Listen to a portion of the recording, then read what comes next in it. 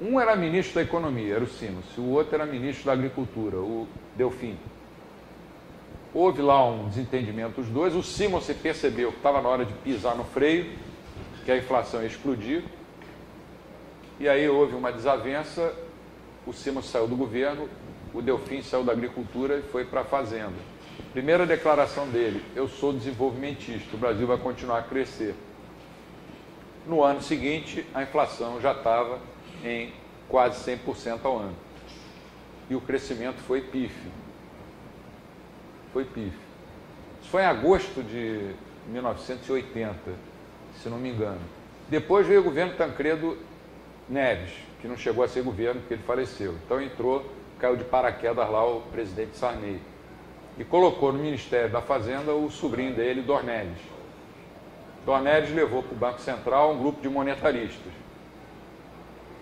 Um deles até meu colega de graduação na faculdade, para o presidente do Banco Central, que faleceu no início desse ano, Len Gruber. E outros economistas, todos eles com a visão monetarista. Alguns tinham sido meus professores na Fundação Getúlio Vargas. Então era para fazer uma política econômica conservadora, para usar os termos que todo mundo usa. O Sarney, como estava entre a corda e a caçamba, quando chegou em agosto também, sempre em agosto, o que ele fez? Trocou toda a equipe econômica e colocou o Dilson Funaro e os economistas da Unicamp e da PUC, do Rio de Janeiro, que na época eram bem mais radicais. Hoje não. Resultado: plano cruzado e toda aquela história que congelamento de preços, desabastecimento e a inflação cada vez mais fora de controle.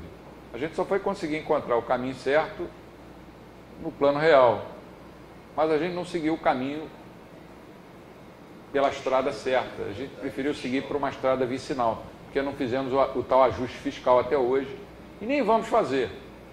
Enquanto o atual governo estiver aí, pode desistir.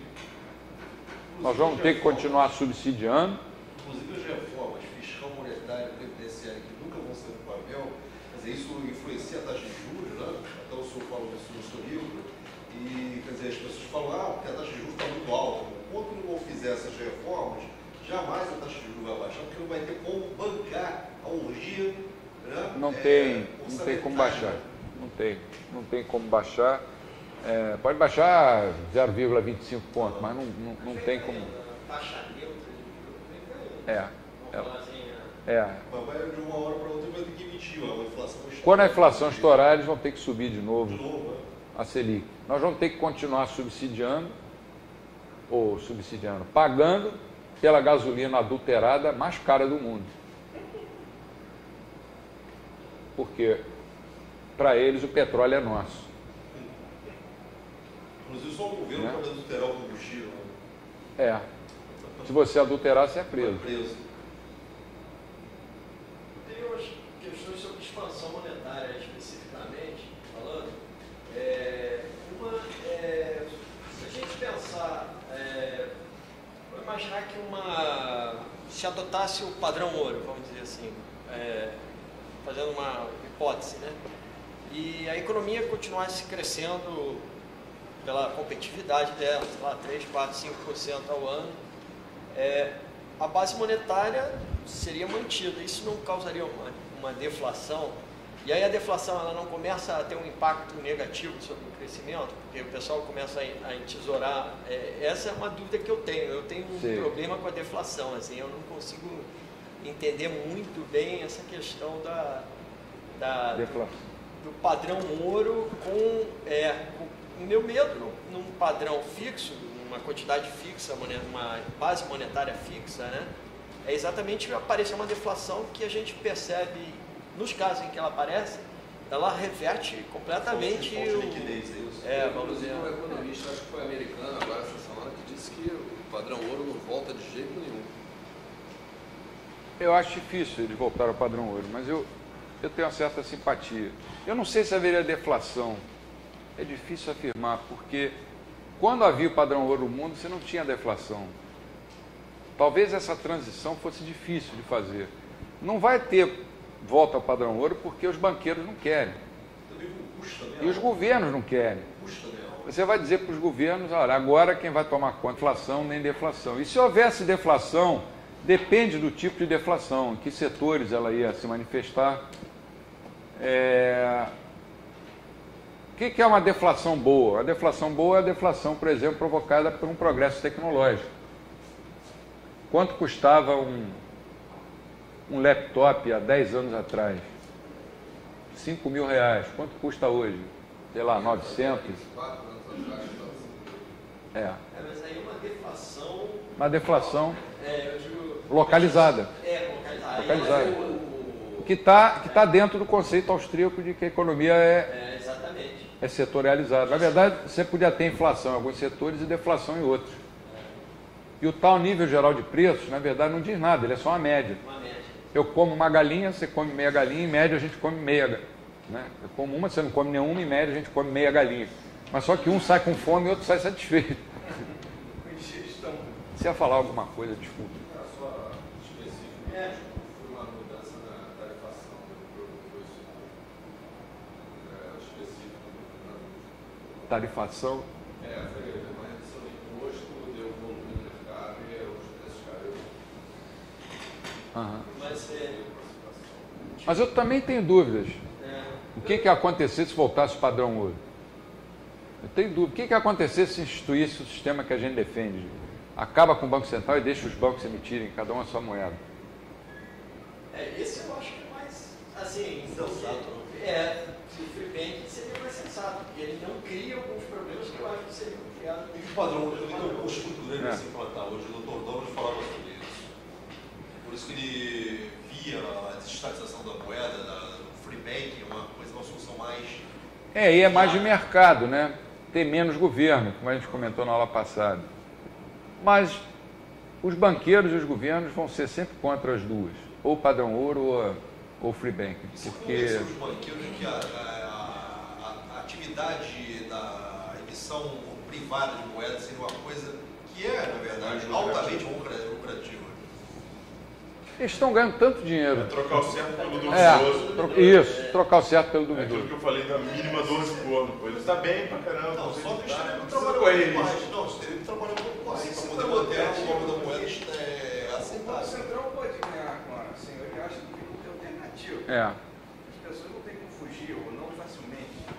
O banco privado tem como fugir rapidamente. Você tem moeda privada, você pode para outra moeda, rapidinho. Você tomar um prejuízo, você não previu que o cara ia aumentar a oferta, mas você consegue fugir para outro banco. Quer dizer, o cara pode até ganhar um pouquinho de seu reais, mas não vai ser suficiente para manter a moeda.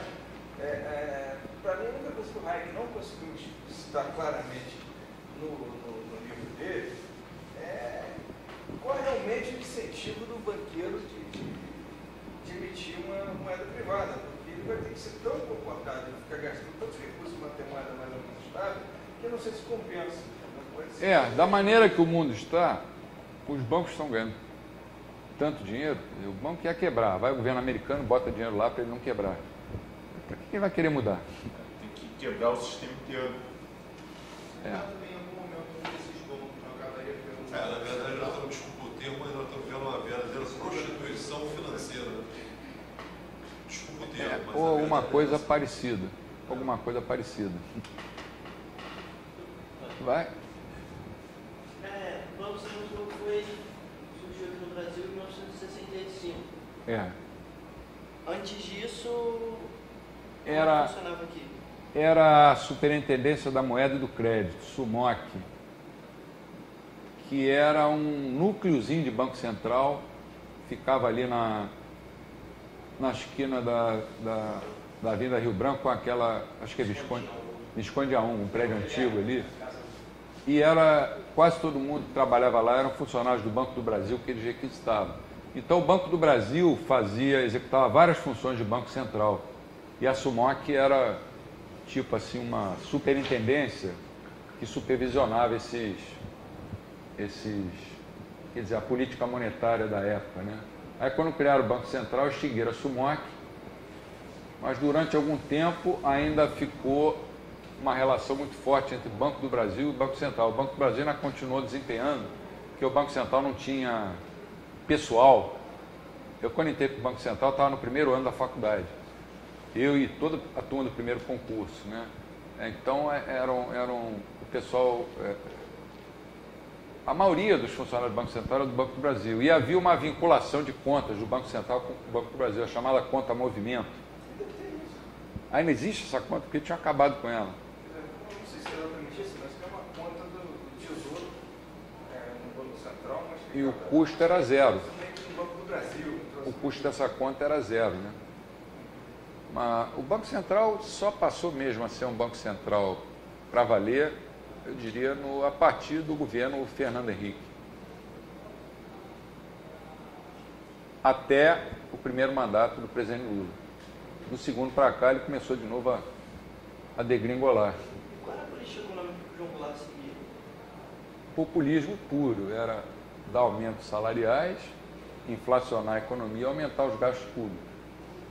E ele levou a inflação a 91% ao ano, que na época era uma coisa absurda, a economia estava toda desorganizada, eram greves em praticamente todos os setores de economia, e deu no que deu, né?